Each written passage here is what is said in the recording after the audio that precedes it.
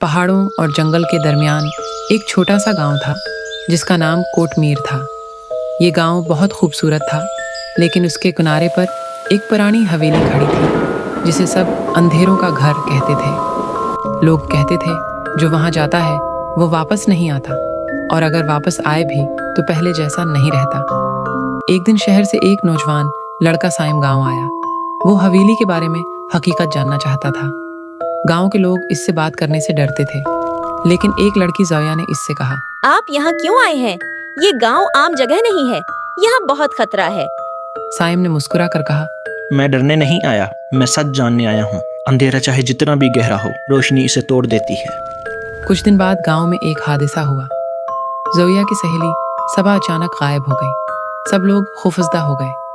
राजा साहब, जो गांव का बड़ा आदमी था, बोला, ये अंधेरों का खेल है, जिसे अंधेरा ले जाए वो कभी वापस नहीं आता। लेकिन साइम ने उनकी बात मानने से इनकार किया।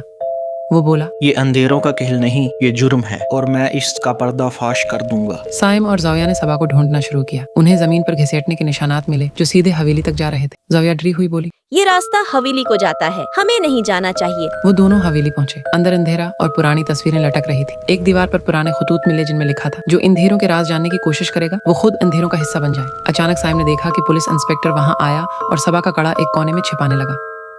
अली ने जोया से सरगोशी की। अब कोई शक नहीं रहा, ये भी इस खेल में शामिल है। उसी रात अली को खिड़की से आवाज आई, वापस चले जाओ वरना अगली लाश तुम्हारी होगी। साइम ने दिल में कहा, अब तो मैं हर हाल में सच बाहर लाऊंगा। अगले दिन बुजुर्ग बाबा ने साइम को बताया, बेटा, हवेली के नीचे एक सुरंग है, असल राज वहीं छिपा है। साइम और जोया सुरंग में गए। वहां उन्होंने सबा को जिंदा मगर कैद देखा। जोया चीख पड़ी, सबा, तुम जिंदा हो? सबा ने रोते हुए कहा, मुझे बचा लो।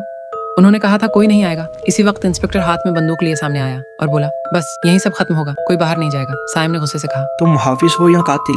इंस्पेक्टर हंसकर बोला, असल खेल राजा साहब का है। वो बरसों से लड़कियों को अगवा करता रहा ताकि उनके घर वालों की जमीनों पर कब्जा कर सके, और मैं उसका राज छिपाता रहा। ये बात सुनकर जोया कांप गई। इतने में राजा साहब भी खंजर लिए सामने आ गया। वो बोला, अंधेरों के राज कभी रोशनी में नहीं आएंगे। साइम ने हिम्मत के साथ कहा, अंधेरा चाहे कितना भी पुराना हो, रोशनी एक दिन जरूर जीत जाती है। फिर अचानक गांव के लोग भी वहां पहुंच गए। सबने मिलकर इंस्पेक्टर और राजा साहब को पकड़ लिया। सबा को आजाद कराया गया। बरसों पुराना खौफ खत्म हो गया। जोया ने साइम की तरफ देखकर कहा, अगर तुम ना होते तो हम कभी सच न जान पाते। साइम मुस्कुराया और बोला, रोशनी हमेशा अंधेरे पर जीतती है। यूं हवेली का अंधेरा खत्म हो गया और गांव में सुकून और खुशी वापस आ गई।